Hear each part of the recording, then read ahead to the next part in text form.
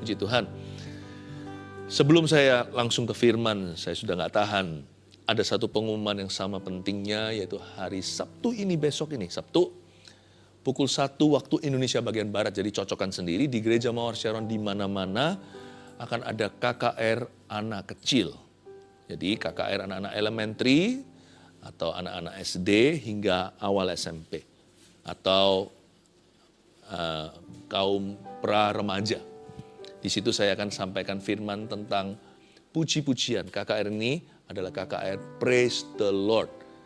Saya akan ajari perbedaan antara yang namanya mazmur, puji-pujian, dan nyanyian rohani. Itu bedanya apa? Nanti anak-anak kita akan diajari sebagai pemuji penyembah dari sejak belia. Supaya nanti kalau mereka tua, dewasa, jalur mereka hanya satu, yaitu penyertaan Allah. Kalau saya punya anak, saya nggak akan lewatkan ini. Dan juga orang dewasa welcome to join also untuk bisa menemani putra-putrinya ya. Hari ini kita akan belajar satu firman di 1 Petrus pasal yang keempat sambil kita buka. Judulnya hidup seolah setiap hari adalah hari terakhir kita.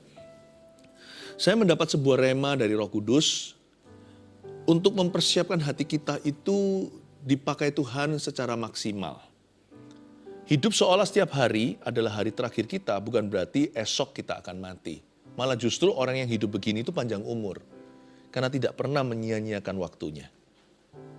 Dan Tuhan akan tambahkan talenta. Tuhan gak akan biarkan hamba seperti ini menjadi sia-sia.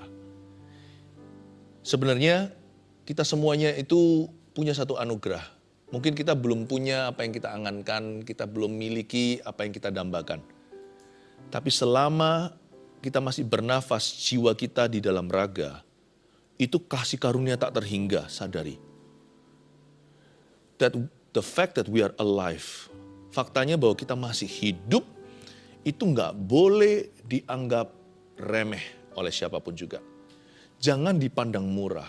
Hidup itu sebuah kesempatan dari Yang Maha Kuasa. Dan Tuhan kita bukanlah teori belaka, Tuhan kita itu Immanuel, Allah beserta. Dan Tuhan siap kok, siap mengerjakan hari itu bersama dengan Anda dan saya. Kalau kita punya perspektif yang benar akan kehidupan, Yesus akan tunjukkan jalan. Jadi jangan biasa hidup ya. Jangan jadi biasa. Dan jangan juga hidup biasa. Senin, Selasa, Rabu, sampai Minggu setiap minggunya, itu akan ada suatu hari dalam kehidupan masing-masing kita. Senin sampai Minggu itu salah satu hari-hari itu tidak akan terulang lagi minggu depannya. Kita nggak pernah tahu sih, jam kehidupan kan diputar sekali saja, tak tahu kapan berhenti. Yang penting kita harus memanfaatkan kesempatan yang Tuhan beri. Kita baca dulu ayatnya di 1 Petrus tadi pasal 4 ayat 7 sampai 11. Kalau di Alkitab Indonesia kita, judulnya adalah Hidup Orang Kristen.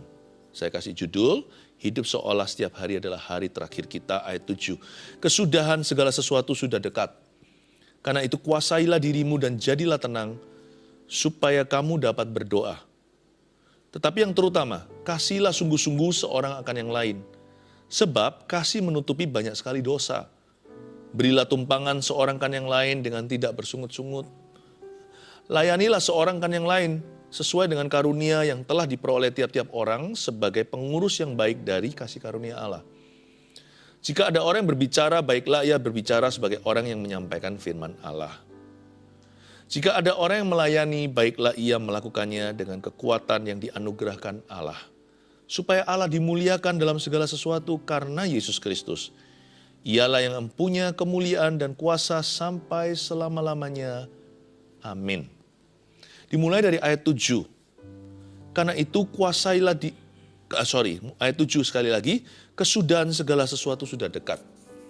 Kita nggak tahu Tuhan kapan datang, jadi jangan gampang percaya dengan orang-orang yang memprediksi waktu kedatangannya, baik itu jam, waktu, hari maupun bulan.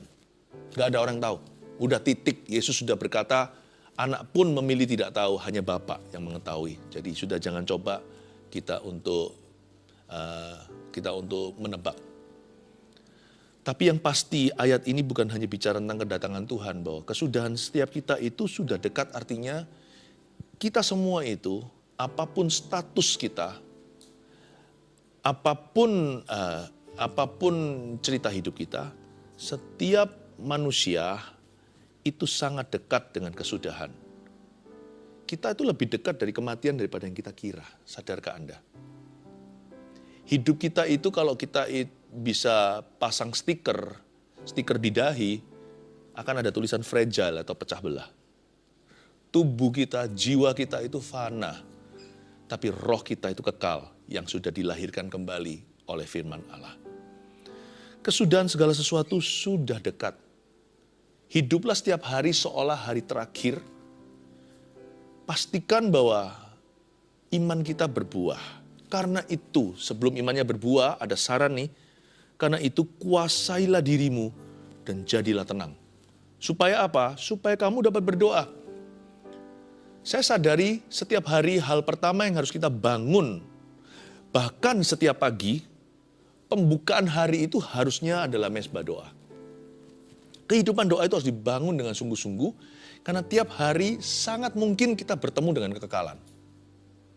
Kita kan nggak pernah tahu, mana ada sih orang yang rencana, kalau Allah memanggilnya, kecuali kalau dapat sakit misalnya, sakit yang parah, lalu sudah bisa diprediksi, itu pun kan waktu jamnya kita nggak tahu. Yang pasti sehat atau sakit, semua orang tidak akan pernah menebak kapan hari dia akan bertemu dengan kekekalan. Karena itu jangan bangun sesuatu yang fana, itu nggak akan kita bawa. Tiap hari itu pastikan apapun yang Anda dan saya lakukan, itu ada nilai kekalnya. Dan dari semua yang kita bisa lakukan yang bernilai kekal, ada satu yang pasti kekal sifatnya, yaitu hidup doa. Biasanya sebagai pendeta nih, kalau saya lihat orang udah mau dipanggil Tuhan, misalkan di ranjangnya, itu mereka langsung sibuk sekali. Sibuk apa? Sibuk berdoa, menyapa yang Maha Kuasa. Tapi jangan jadi gadis yang bodoh, namun jadilah yang bijaksana. Ketika mempelai datang, dia punya pelita, tidak ada minyaknya. Pada saat itu mulai berdoa, ya sudah agak gimana. Mau doa itu pas sehat. Kalau mau beli minyak itu gadis bijaksana, jangan menjelang larut malam. Mumpung toko masih buka. Ya, misalkan tutup pukul 10 malam. Kalau mempelai datangnya nanti subuh-subuh, atau bahkan masih tengah malam, beli dulu. Banyak orang nggak ngerti ini, dia bangun semua yang sifatnya harta duniawi, atau dia bangun segala sesuatu yang hanya membawa dia sejauh reputasi duniawi. Dia nggak tahu bahwa ujung hidup itu kekekalan. Tapi yang dia bangun malah bukan komunikasi dengan Tuhan. Karena saya tahu bahwa ujung hidup demikian. Saya membuat satu keputusan sejak saya bertobat umur 18. Sebelum saya jadi pendeta, saya sudah bangun dulu hidup doa. Hidup doa itu adalah nafas hidup anak-anak Tuhan. Nafas hidup orang Kristen adalah doa kepada Tuhan Yesus. Dan kuasai dirimu dan jadilah tenang itu kenapa? Itu Tuhan ajari kita untuk memprioritaskan. Biasanya kalau kehidupan doa kita terganggu ya, aktivitas kita lainnya juga turut terganggu loh. Sadari nggak? Saya merasakan ini eksperimentasi, bukan eksperimentasi, ini pengalaman hidup saya. Jadi kalau kehidupan doa saya itu mulai agak terburu-buru misalnya, saya kurang disiplin atau bolong-bolong berkali-kali, banyak lubangnya lah saat teduh saya, itu biasanya nanti saya juga jadi orang kurang tenang ya. Waktu saya di dunia kerja, sehari-hari, responsibility tanggung jawab saya, atau melaksanakan semua duty atau tugas-tugas yang saya emban, itu rasa hati itu kayak lari-lari. Hati itu nggak pada tempatnya. Jadi ngomong sama orang pun nggak bisa selesaikan kalimat. Dan juga tidak ada ketenangan. Padahal 24 jam kita ya sama. Tapi 24 jam saya itu terasa tergesa-gesa, terbawa-bawa arus, terburu-buru. Kalau saya tidak punya kehidupan doa yang solid hari-hari ini. Jadi kurang bisa fokus. Misalkan kalau saya berkhotbah juga, nggak bisa, menurut saya sih, nggak bisa menaruh dalam kata-kata apa yang sudah Tuhan taruh di dalam hati dan pikiran saya. Kayak rasanya itu nggak nyambung, semua kabel itu nggak connect. Nah itulah, orang berkata doa itu percuma lah ya, lebih baik kerja, lebih baik cari uang, lebih baik langsung lakukan ini itu supaya nanti tugasku semakin ringan. Salah malah. Doa itu memang sisihkan waktu. Kalau berikan yang terbaik, jangan yang sisa. Tuhan harus di tempat pertama. Waktu kita lakukan itu, kayaknya seperti seolah kita itu kehilangan waktu di depan. Tapi belakangnya itu jadi lancar. Mulus nggak tentu. Tapi jalan di belakangnya itu jadi penuh dengan penyertaan, penuh dengan kebajikan, kemurahan, dan pertolongan Tuhan. Itu beda loh. 24 jamnya sama. Tapi kalau saya sisakan waktu, bukan sisakan, saya berikan dulu waktu 1 jam di depan. 23 jam saya itu beda jalannya. Makanya di sini dikatakan kamu harus menguasai diri, jadi tenang, agar supaya bisa berdoa. Itu penting, itu step one. Kalau mau harinya itu maksimal, ya begitulah. Kalau mau minggunya maksimal, bulannya maksimal, bahkan tahunnya. Makanya saya nggak berani mulai tahun tanpa doa, akhiri tahun berdoa pula, mulai hari, akhiri hari. Mulai minggu, akhiri minggu. Saya tidak menganggap minggu itu hari ke-7. Saya menganggap minggu saya itu hari ke-1. Saya buka minggu saya itu dengan hari Minggu beribadah. Itu saya buka. Makanya saya nggak berani absen. Bukan karena saya pendeta. Saya pendeta itu kan nanti barusan. Dari dulu saya Kristen, pada waktu saya bertobat lahir baru umur 18, saya udah begitu. Saya udah begitu. Supaya kamu dapat berdoa. Nah, ayat 7 ini interesting, saya mau tunjukkan ya. Kata berdoa di situ, kan kita baca Alkitab bahasa Indonesia ini terjemahan. Bahasa Yunaninya. Ada konotasi, kata doa itu bukan just prayer loh ya. Kata doa itu supaya kamu dapat seriously pray. Kata doa di sana adalah serious prayers. Pakai bahasa majemuk kalau bahasa Inggris ya, prayers bukan prayer. Ini adalah doa-doa yang serius. Watchful and serious prayers, itu arti kata berdoa di ayat 7. Doa yang waspada, buka mata. Jangan doa nanti kalau udah kepepet keadaan, kalau terpaksa. Jikalau membutuhkan. Doa di sini adalah watchful. Mata terbuka sehingga tidak ada kejutan di depan. Karena Tuhan sudah investasikan sesuatu di dalam. Dan serious prayers berarti doa juga bisa asal-asalan. Kayaknya doa 1 jam tapi isinya HP-an. Itu juga bisa. Kayaknya doa tapi muter-muter ini itu. Doa tapi pikirannya nggak bisa konsen. Doa tapi pikirannya melayang ke sana sini sana. Kayaknya doa di ruang doa nampaknya di dalam gereja. Badannya tapi bukan pikirannya. Ada pula orang yang pas doa tidur. Saya sarankan ranjang lebih enak. Benar. Kalau kita memang berada di ruang doa. Kalau di kulkas dingin sekalian. Mending di lemari, jikalau enggak. Serious prayers, doa harus sungguh-sungguh. Jadi kita juga bisa doa ya. Ada orang berkata, aku bisa doa kok sambil saya doaku apa itu bahasanya? Bisa disambil, bisa di apa? Itu ya. Bisa sambil lakukan apa? Ya saya mengerti. Saya nggak berkata doa itu harus fanatik gimana caranya, setiap orang sesuaikan ya. Tapi mau nggak mau, saya percaya ini berlaku untuk setiap kita. Kalau kita niat berdoa, pasti ada niat memberikan satu waktu yang kita memang korbankan hidup-hidup untuk doa. Pasti ada. Di samping itu baru, ya. Setelah itu, pokoknya di samping itu barulah ada doa yang bisa disambil. Saya juga lakukan itu kok, doa sambil kerja di kantor, doa sambil lakukan ini, doa sambil ini, bisa. Ya, kadang-kadang waktu tidur juga malam hari saya berbahasa roh di atas ranjang saya doa. Ya saya anggap itu doa-doa bonus, doa-doa ekstra. Doa saya khusus itu pagi hari.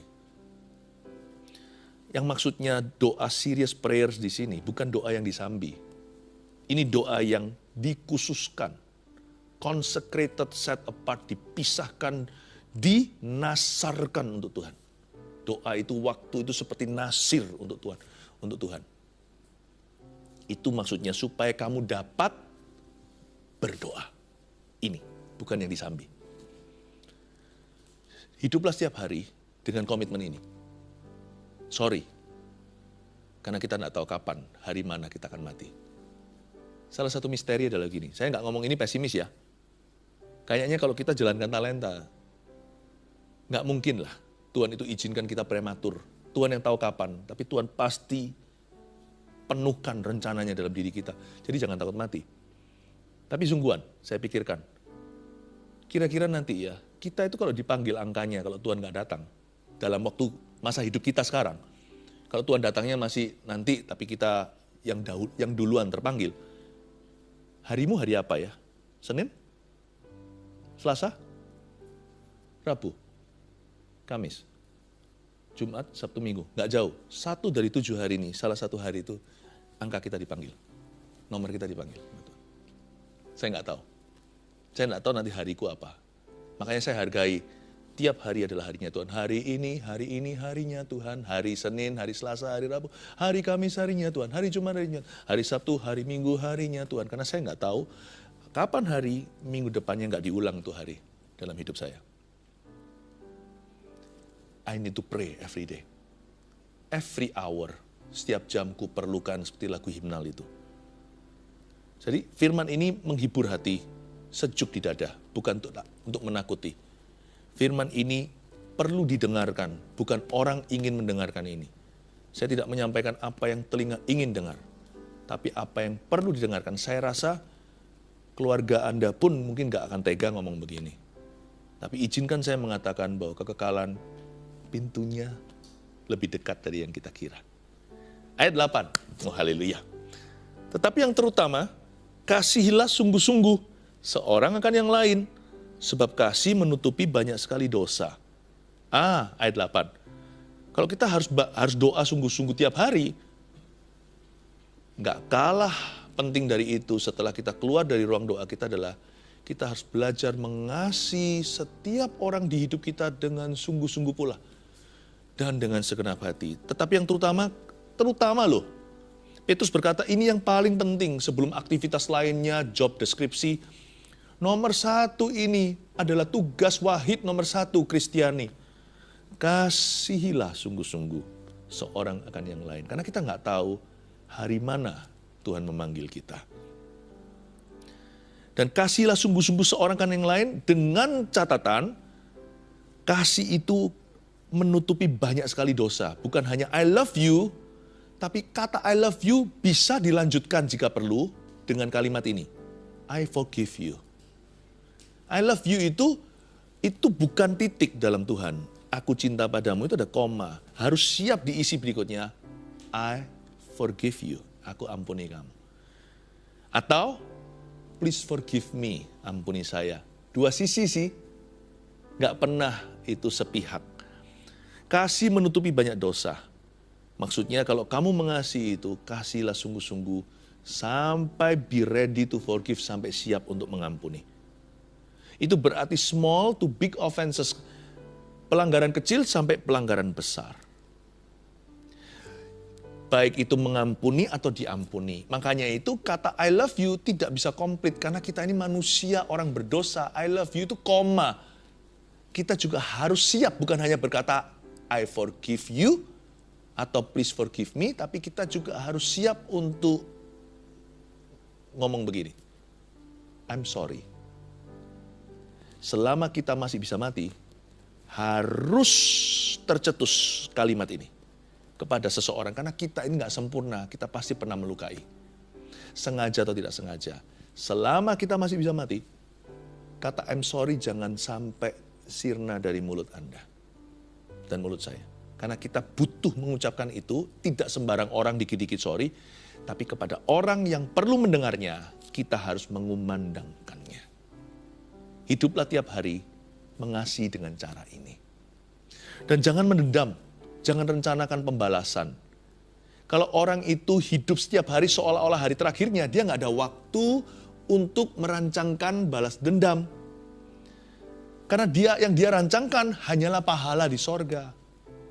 Saya nggak punya waktu untuk cari keadilan. Di hidup yang sementara ini, nggak tahu kapan jam kehidupan ini berhenti. Saya tidak punya waktu untuk mencari keadilan dari manusia. Waktu yang tersisa yang saya miliki, entah seberapa panjang atau pendeknya hanya Allah yang mengetahui. Saya hanya punya waktu dan kesempatan untuk mencari pahala di sorga. Saya tidak mencari keadilan dari dunia, saya mencari pahala di sorga. Misalkan kalau hari ini adalah hari terakhir saya, nanti misalkan, masa mungkin saya bisa rencanakan balas dendam sama musuh saya minggu depan? No. Karena saya akan menghadap Tuhan, saya pastikan hari ini saya cari pahala saya di sorga. Sorry, nggak ada waktu untuk musuhan. Itulah. Karena itu seperlunya aja, apapun yang Anda harus lakukan di hidup ini, pastikan visinya jelas. Tapi motivasi kita harus adalah kasih. Karena kita tahu kita akan suatu hari menghadap bos di atas. Ayat 9, berilah tumpangan seorang akan yang lain dengan tidak bersungut-sungut. Layanilah seorang akan yang lain sesuai dengan karunia yang telah diperoleh tiap-tiap orang sebagai pengurus yang baik dari kasih karunia Allah. Ayat 9 dan 10 ini mulai masuk pelayanan. Kayaknya kita ini disuruh untuk melayani sesama kita. Nampak sekali Tuhan itu punya panggilan sama atas Anda dan saya, yaitu agar hidup kita berguna. Berguna bagi kerajaannya, berguna bagi orang lain, berguna bagi keluarga, berguna pokoknya. Dari antara semua kegunaan kita, ayat 9 dimulai dengan berilah tumpangan. Inilah pekerjaan hospitality. Hospitality itu bukan berarti harus kerja di hotel, restoran. Hospitality itu adalah orang yang hatinya itu suka melayani. Hospitable, itu sebuah kata sifat. Tapi di sini Petrus memberitahu, melayani itu nggak sweet-sweet saja. Melayani itu selalu ada manis pahitnya. Manisnya adalah kita bisa menggunakan talenta karunia kita. Pahitnya adalah melayani itu bisa sangat-sangat menjemukan dan juga bisa sangat mengganggu jadwal dan mengganggu agenda hidup kita. Dan juga bisa bahkan irritating itu apa ya, bisa sangat kalau terjadi kalau tidak mendapatkan sambutan, tidak bertepuk kalau bertepuk sebelah tangan tidak mendapat sambutan tangan satunya, melayani juga bisa menjadi sebuah tantangan. Melayani juga bisa menjadi sebuah alasan untuk bersungut-sungut.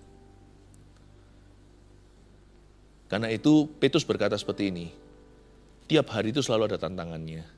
Jangan sungut. Meskipun orang responi atau tidak meresponi, orang membalas kebaikanmu atau orang tidak membalas kebaikan Anda, tetap layani, karena setiap harimu itu sudah memiliki panggilan dari Allah Bapa, agar kita itu menggunakan semua talenta dan karunia kita. Layani seorang yang lain karena kamu adalah pengurus yang baik dari kasih karunia Allah. Tidak tergantung dengan reaksi dan respon dunia. Kita melayani karena kita harus melayani. Melayani lebih dulu, lebih sungguh. Melayani lebih sungguh. Tuhan lebih sungguh melayani kepadaku. Melayani lebih sungguh. Itulah sebabnya kita nggak boleh muntung, nggak boleh ngambek, kita nggak boleh marah, nggak boleh kecewa. Kita nggak boleh berkata, ya sudahlah, lu nggak mau ya nggak usah. No, apapun respon reaksi orang, hidup kita itu sudah punya panggilan. Pokoknya kalau kita hidup satu hari lagi, kita harus gunakan talenta dan karunia kita untuk membangun sesama kita. Nggak bisa nggak? Nuh coba. Nuh itu panggilannya gitu, bukan hanya sebagai petani. Tapi lewat keahliannya bertani, beternak, Tuhan kasih dia zoo, kasih dia kebun binatang di dalam bahtera. Dia bangun berapa ratus tahun itu bahtera itu. Ada yang respon? Nggak ada. Hanya Nabi Nuh dan istrinya, 3 orang anaknya, 3 orang mantunya masuk dalam bahtera. Sisanya semuanya adalah singa, serangga, reptil. Nggak ada yang meresponi. Tetap Nuh setia beritakan Injil. Waktu altar call tidak ada yang mengangkat tangan, tidak ada yang maju. Kita itu sudah dikurung dengan begitu indahnya. Kita sudah terpanggil, terpilih menjadi pengurus kasih karunia Allah. So don't care, gak peduli. Apa reaksi orang, apakah pohon arah itu ada buahnya. Pohon anggur, apakah ada buahnya. Pohon arah, apakah berbunga. Bagianku adalah Tuhan. Dan Tuhan sudah menyediakan bagian saya. Kasih karuniaku itulah tanggung jawabku pada sorga. Aku harus memberikan semua yang terbaik untuk Tuhan. Jika ada orang yang berbicara, ayat 11, baiklah ia berbicara sebagai orang yang menyampaikan firman Allah. Kalau Tuhan kasih aku mulut, mulutku adalah untuk membangun sesamaku. Kalau Tuhan kasih aku jari, zaman sekarang ini ya, bicara itu nggak tentu hanya dengan mulut loh. Zaman sosial media, bicara itu juga dengan jari. Pastikan bukan hanya kalimat kita, tapi pernyataan-pernyataan kita itu menyenangkan Tuhan. Kalau ada orang berbicara, ya, pastikan sebagai orang yang menyampaikan firman Allah. Kalau punya HP, pastikan jadi berkat untuk orang. Jika ada orang yang melayani, baiklah ia melakukannya dengan kekuatan yang dianugerahkan Allah, supaya Allah dimuliakan dalam segala sesuatu karena Yesus Kristus. Kalau kamu melayani, kata Alkitab, layani dengan kekuatan yang dianugerahkan Allah. Sudah, kalau kita itu diberi kesempatan sama Tuhan tuh, jangan pikir dua kali. Kalau kita bisa, kalau kita mampu, kalau itu adalah posisi kita yang sah untuk melakukan itu, do your best and nothing less. Lakukan yang terbaik, jangan kurang dari itu. Mengapa? Karena orang yang bisa melayani harus melakukannya dengan kekuatan yang dianugerahkan Allah. Dengan kata lain, kalau kamu mau melayani, firman ini bilang begini, layani dengan segenap kekuatanmu, dengan segenap hatimu. Kalau kita itu punya karunia, curahkan semua. Tiap hari itu bensin kita harus dikosongkan. Banyak orang itu bejananya masih penuh. Pada waktu malam sebelum tidur, dia sebagai hamba yang jahat menyembunyikan talenta di bawah tanah. Apapun alasannya, takut atau ragu dan bimbang, tapi di mata Tuhan, dia adalah hamba yang jahat, tidak bertanggung jawab atas kasih karunia-Nya. Setiap hari kita harus punya pikiran gini, apapun talenta dan karuniaku, harus keluar semua hari ini. Sepanjang selama Tuhan membuka kesempatan, aku harus mencurahkan semua. Bukan hanya karunia yang sifatnya spiritual, tapi talenta-talenta yang sifatnya alamiah. Pokoknya kalau Tuhan buka pintu, kasih saya kesempatan, saya harus curahkan semua. Saya punya goal tiap hari, atau tiap malam waktu saya tidur, saya punya goal. Hari ini, apakah semua talenta karunia yang Tuhan berikan dalam hidup saya, sewaktu kesempatan diberikan, apakah sudah saya curahkan semuanya? Saya tiap pagi duduk di kaki Yesus. Tiap pagi mencari wajah Tuhan itu sebagai bencana hampa lagi. Saya diisi itu fresh tiap pagi. Kita isi bensin berapa lama sekali, mungkin berapa hari sekali, atau bahkan 1 minggu kalau nggak keluar kota atau pergi jauh.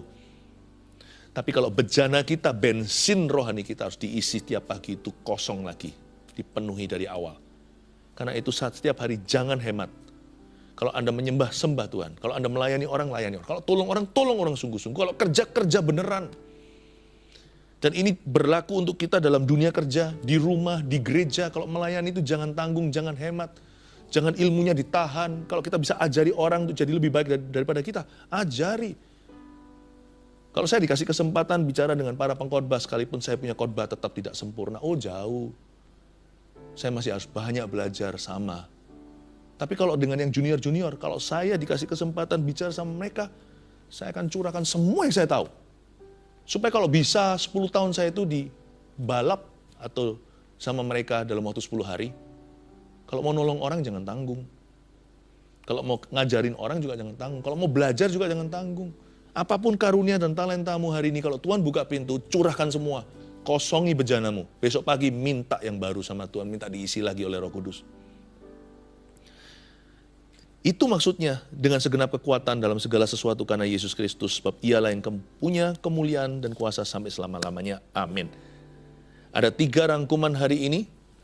Yang 3 poin seperti biasa saya beri. Hidup seolah setiap hari adalah hari terakhir kita. Ini 3 peran kita. 1, tuliskan. Setiap hari berdoa dengan sungguh-sungguh. Serious prayers. Oke? Setiap hari berdoa dengan sungguh-sungguh. 2, setiap hari mengasihi dengan segenap hati. Oke? 3, setiap hari memakai semua talenta dan karunia. By the way, yang nomor 3, nggak bisa semua talenta karunia dipakai setiap hari, tergantung kesempatan yang diberikan. Tergantung kesempatan. Kalau saya bisa memberi nasihat sama orang, tapi orangnya nggak mau dinasihati, ya sudah. Kan bukan saya yang sembunyikan talenta, tapi talenta itu nggak kepake, karena saya tawarkan, nggak bisa. Tapi kalau sampai dibuka, jangan Anda dan saya jadi pecundang, lalu kita berkata, malu jangan. Kita tahu kebenaran, orang itu salah, misalkan. Kita punya kuncinya, kita tahu rahasianya, orang itu masih mencari. Demi malu, karena sungkan lah, gimana lah, takut inilah, takut nanti ditolak orang lah, nanti dianggap fanatik lah, atau apalah alasannya. Atau takut nanti akhirnya merusak hubungan lah kalau saya menegur dia, memberikan masukan. Nggak boleh dong.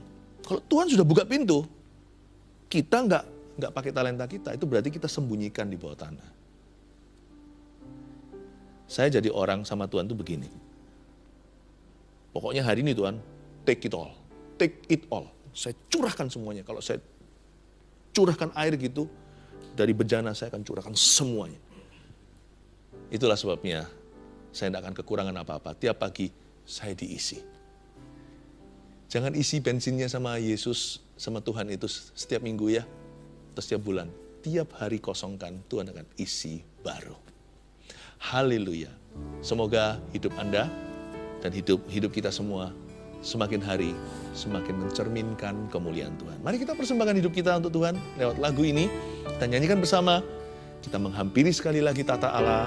Dan kita berkata, Lord Tuhan, thank you for today. Terima kasih untuk hari ini. Ku persembahkan hidupku, semua penyesalan kebanggaanku. Pakailah Tuhan hari-hari ke depan. Ku berikan hidup ini sebagai persembahan yang berkenan padamu. Ku berikan hidupku, ku berikan hidupku kepadamu Tuhanku, kepadamu Tuhan. Mari kita bangun mesbah doa kita lebih sengaja lagi. Oh haleluya. Aku berdoa Tuhan, semua mesbah yang runtuh seperti Elia memperbaiki mesbah Israel dan altarnya. Aku berdoa saat ini keluarga saat teduh yang mulai kurang berdoa. Tuhan Yesus lewat saat teduh bersama hari ini, mesbah itu terbangun kembali. Berikan roh yang haus dan lapar Tuhan. Beri hati yang sungguh komitmen dengan Tuhan, mencari wajah-Mu, merenungkan firman-Mu. Ramaya sona ramaya shana nanamu, ya ramaya shana nanamu. Haleluya, ya ramaya shona nanamu. Haleluya. Saya tidak merasakan penghakiman. Saya malahan merasakan kasih yang besar. Untuk orang-orang yang sudah mesbahnya runtuh. Atau mesbah doanya compang-camping. Jangan bergantung feeling ya. Kadang-kadang merasa hadirat Tuhan, kadang-kadang merasa gak kepingin doa. Biasa itu. Untuk kita yang hidup di dunia, itu lumrah. Kita ini daging dan darah. Manusia Adam. Tapi tetap komitmen. Tuhan menerimamu kembali. Tuhan gak marah. Benar. Ada yang sudah 1 tahun gak doa, saya tahu. Ada 1 tahun, sibuk aja. Masih tetap ngaku cinta Tuhan, tapi ya sudah gak punya persekutuan dengan Tuhan Yesus. Ayo kembali, Tuhan sayang Anda. Saya juga merasakan kasih yang besar untuk orang-orang yang belum dibaptis. Dibaptis yuk. Toh sudah tahu kebenaran. Misalkan hari ini kalau kita dipanggil Tuhan, ngomong apa nanti sama Tuhan? Tuhan bilang, loh kamu kan sudah tahu kebenaran, kamu sudah dengar firman. Saya nggak bilang bahwa Tuhan itu gimana, marah kek atau menghukum kita. Tuhan tuh nggak main hukuman-hukuman gitu, enggak. Cuman gimana kita menghadap wajah juru selamat kita, lalu kita mau ngomong apa? Karena kita tahu kebenaran. Coba dibaptis. Anda bisa kasih hashtag baptis. Gereja Mawar Sharon akan membantumu. Jikalau tidak ada gereja lagi yang bisa membantu Anda, kami selalu siap menjadi barisan paling belakang. Ya. Di sini juga ada orang-orang yang rindu melayani. Aku mau melayani, cuman gimana ya? Aku tuh mau pakai talenta karunia aku. Ayo melayani. Di CG mulainya. Pelayanan tuh nggak mulainya di panggung. Itu mitos terbesar. Semua orang hanya arahnya ke situ. Bukan. Pelayanan tuh dimulai dengan saudara seiman. Kelompok kecil ini adalah, CG adalah sebuah tempat yang organik. Dicipta untuk manusia saling mengisi. Ayo.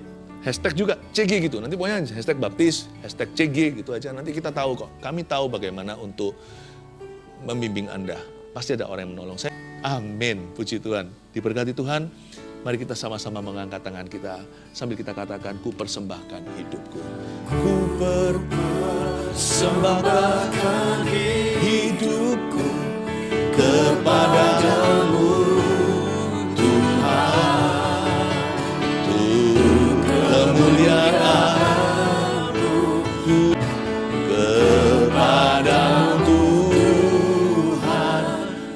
Terimalah berkat dari Allah Bapa, Putra dan Roh Kudus.